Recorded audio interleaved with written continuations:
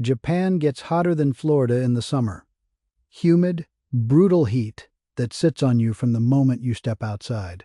And millions of Japanese homes have no air conditioning. Not older farmhouses in the countryside, but homes in cities, apartments, houses with families in them. So why is no one suffering the way you are right now? You have tried everything this summer. The fan pointed at the window, the blackout curtains, the portable unit that cost $400 and froze one corner of one room while the rest of the house baked. And still, at 2 in the afternoon, your house is impossible. You close the blinds and it does not help. You open the windows and warm air comes in. There is one technique the Japanese use at a specific time of day that sounds almost too simple to take seriously. We will get there, but before that, I want to show you how the whole system works, because it is not one trick. It is a set of decisions made from the ground up, from the floor to the roof to the clothes on your back, and every part of it costs almost nothing. Now, the first thing to understand about how the Japanese live with heat is that they do not frame it as a problem to be eliminated. They frame it as something to move through. The goal is not a number on a thermostat. It is the feeling of coolness itself, created on purpose. You can hear that idea in something as small as a wind chime. The Japanese have hung small glass or iron bells outside windows for centuries so that when the air moves, they ring. Researchers studying this practice have found a measurable drop in how cool people feel when they hear that sound, even in a room held at the same actual temperature. The body is the instrument. The house is the system designed to play it. Now the structure itself. The traditional Japanese farmhouse called a Minka is not just a building. Element is doing a job. The floor is elevated off the ground, sometimes by a foot or more, so air circulates underneath the structure and the ground surface stays cool. The interior walls are not fixed walls at all. They are sliding panels that can be removed entirely in summer, turning the whole house into one open space with air moving through it from every direction. The eaves of the roof extend far past the wall, sometimes 4 or 5 feet, and they are not decorative. That overhang blocks the steep angle of the summer sun while letting the lower winter sun reach the glass. The Japanese solved seasonal solar shading long before the word engineering existed in any language. Between the house and the garden, there is a covered shaded veranda that buffers the outside heat before it reaches the interior. You are not walking from blistering sun directly into your living space. You pass through that shaded middle zone first, and by the time you are inside, the heat has largely stayed behind you. Week on this channel, one honest fix for your home and your yard, 30 years of methods, tested by hand, nothing sold to you. If that is useful to you, subscribe, and the next one will find you. Now, what happens when there is no breeze? The Japanese do something every morning that most Western homeowners would never think to do. This is the technique I mentioned at the start. My wife Yuki still throws water across our own entry path every July morning. Out of habit more than belief. The belief came later. The practice goes back to the Edo period, the 17th century, when households in Kyoto and Edo would carry water out in the early morning and throw it across their stone entry paths, their garden soil, the wooden boards of their covered porches. Not in the afternoon, when the heat is already on you. In the morning, before the sun gets high.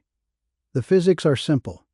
When water evaporates from a surface, it pulls heat energy out of that surface to do it.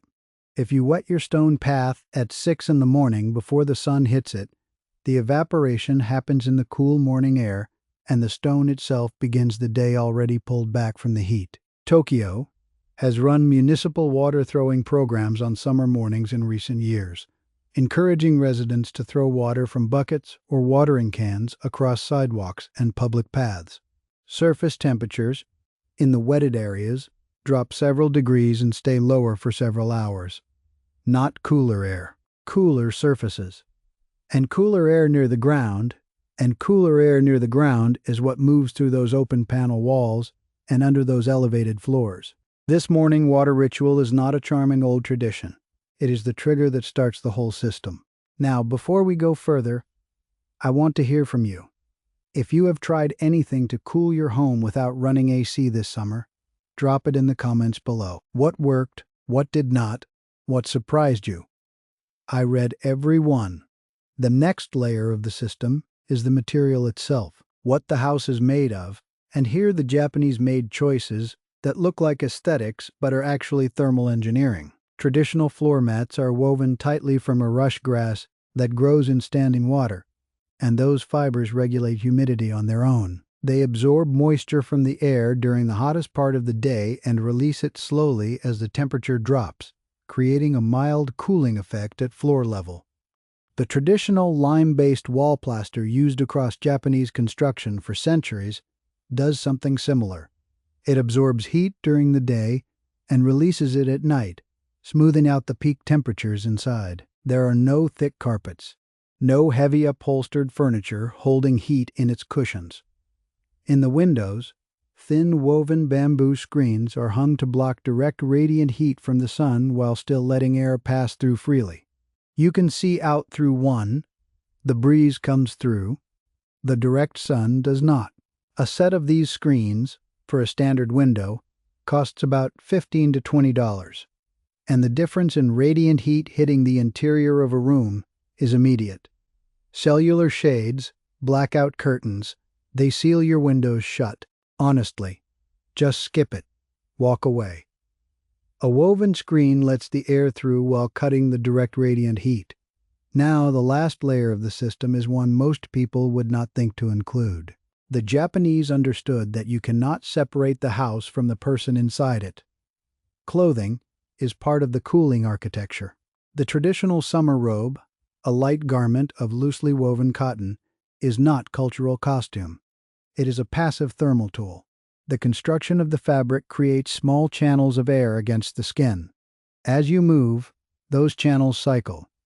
The body's own vapor has a path out. A cotton tank top traps vapor against the skin. Loosely woven robe moves it away. That is the airflow you want.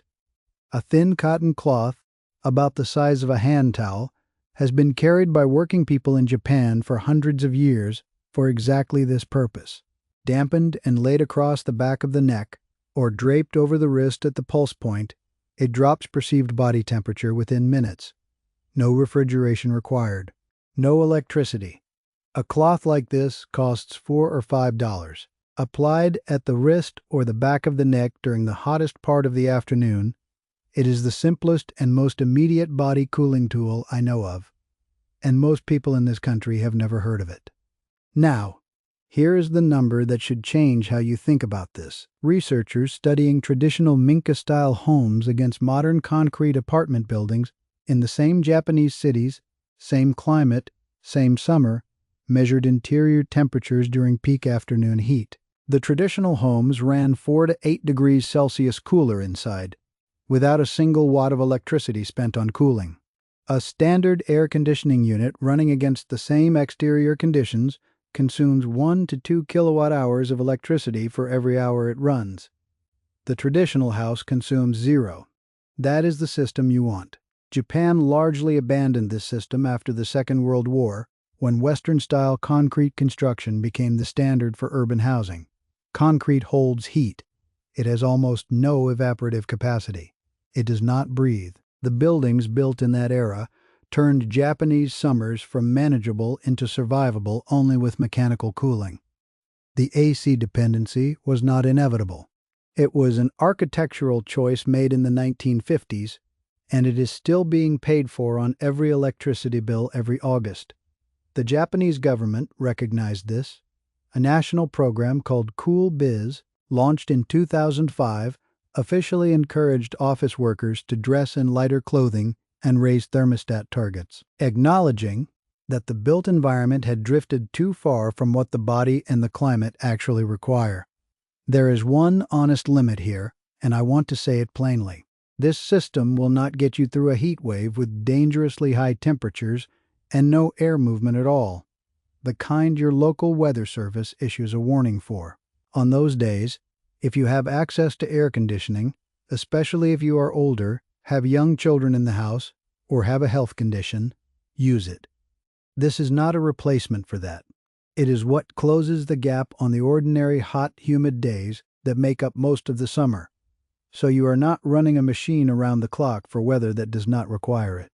They built a system, and then they largely forgot they had it. The parts of it are still available to you. Hang a woven bamboo screen across the windows you want to shade. $15 to $20 each, blocking radiant heat, while keeping airflow open. Throw water across your entry path and garden tomorrow morning before the sun gets above the roof line. Carry a damp cloth for your neck when the afternoon comes. Open opposite windows and doors at night when outside air finally drops below inside temperature, and close everything at sunrise to trap the cool inside before the day heats up. None of these require a contractor. Not one of them requires a permit. The total cost for one room's worth of this, one shaded window, a cloth for your neck, and water you already have, is under $30. Add more windows as it proves out. Next time, I will show you what the Japanese do to the walls and floors of older homes to pull summer heat out for good.